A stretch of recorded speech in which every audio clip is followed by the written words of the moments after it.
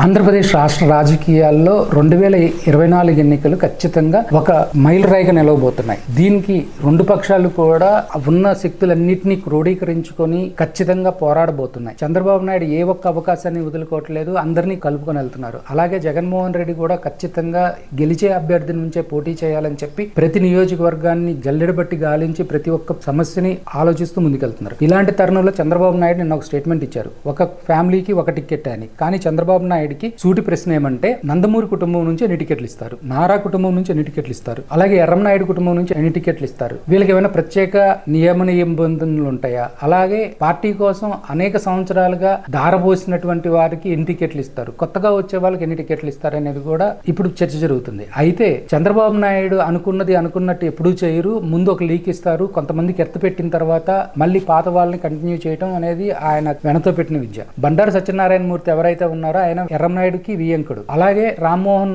నాయుడు ఎర్రంనాయుడు కొడుకు, అచ్చెన్నాయుడు ఎర్రంనాయుడికి తమ్ముడు, ఆదిరెడ్డి భవానీ ఎర్రంనాయుడు కూతురు. అంటే ఒకే కుటుంబం నుంచి 4 టికెట్లు ఉన్నాయి. అలాగే కోట్ల సూర్యప్రకాష్ రెడ్డికి సంబంధించిన వాళ్ళకి 3 టికెట్లు ఇచ్చారు. కోట్లకి కేఈ కృష్ణమూర్తి కుటుంబానికి 2 టికెట్లు ఇచ్చారు. అలాగే కొన్ని కుటుంబాలు ఇంకా ఇన్ డెప్త్ మనం చూసుకుంటే దాదాపు 10 నుంచి 12 కుటుంబాలకి 2 టికెట్లు 3 టికెట్లు కూడా ఇచ్చిన సందర్భాలు ఉన్నాయి. అయితే ఈ తరుణంలో ఖచ్చితంగా ఒక టికెట్ ఒక ఫ్యామిలీకే అని చెప్తున్నారు. దీనికి కనుక ముఖ్యమైన కారణాలు ఏంటంటే, ఆర్థికంగా ముందున్న వాళ్ళని ఒకటి అయితే, రెండోది బలం లేని వాళ్ళు ఖచ్చితంగా టికెట్లు ఎక్కువడికి ఓడిపోతారు అన్న ఉద్దేశంతో వాళ్ళని దూరం పెట్టాలి అనే ఆలోచన ఒక పక్కన ఉంటే, వీళ్ళు రేపొద్దున పార్టీ మారితే పరిస్థితి ఏంటనేది కూడా అర్థం కాని స్థితిలో చంద్రబాబు నాయుడు ఉన్నారు. ఫర్ ఎగ్జాంపుల్ కర్నూలు డిస్ట్రిక్ట్ కనుక తీసుకుంటే, కర్నూలు డిస్ట్రిక్ట్ లో కోట్ల కేఈ వాళ్ళకి ఒక్కొక్క టికెట్ ఇస్తే దాని ప్రభావం రాబోయే ఎన్నికల్లో ఖచ్చితంగా కర్నూలు పార్లమెంటు పరిధిలో తీవ్రంగా చూపబోతుంది. అలాగే నంద్యాల పార్లమెంటు పరిధిలో భూమా కుటుంబానికి దూరం పెడితే పరిస్థితి ఏంటి? సో ఇలాంటి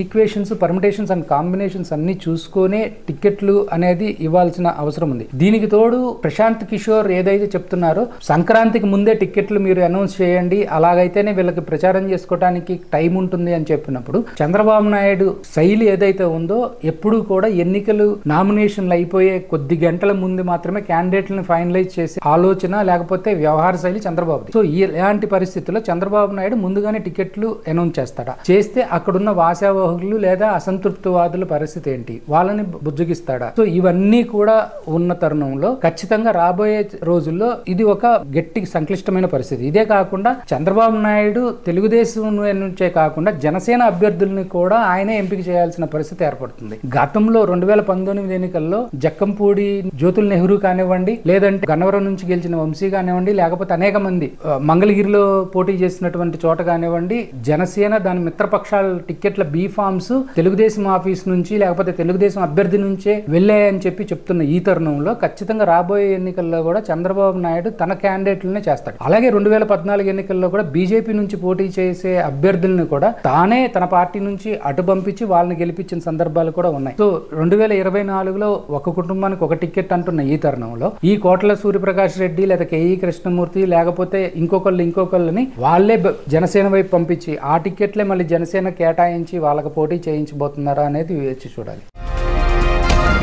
ఈ వీడియో కనుక మీకు నచ్చితే లైక్ చేయండి, మా ఛానల్ని సబ్స్క్రైబ్ చేసుకోవడం మాత్రం మర్చిపోకండి.